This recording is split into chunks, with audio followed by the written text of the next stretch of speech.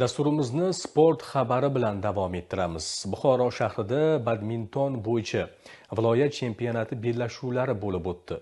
Yakkalik va juftlik bahslarda kuchlilarni saralab bergan turnir tafsilotlari muxbirimiz lavhasidan o'rin olgan. Buxoro shahrida badminton bo'yicha yilning dastlabki musobaqasi bo'lib o'tdi.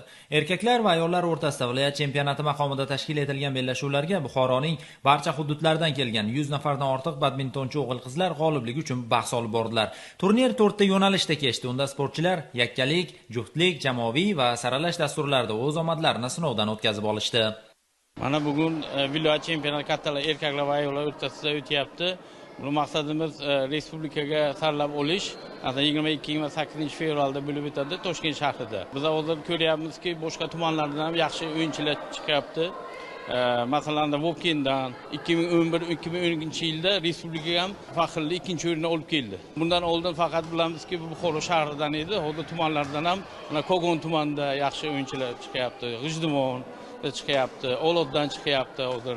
Ana hozir ham Jondordan chiqyapti. Biz o'ylaymanki, nafaqat viloyatda, respublika mana shu yaxshi sportchilar, yaxshi o'yinlarni oladigan degan umiddaman.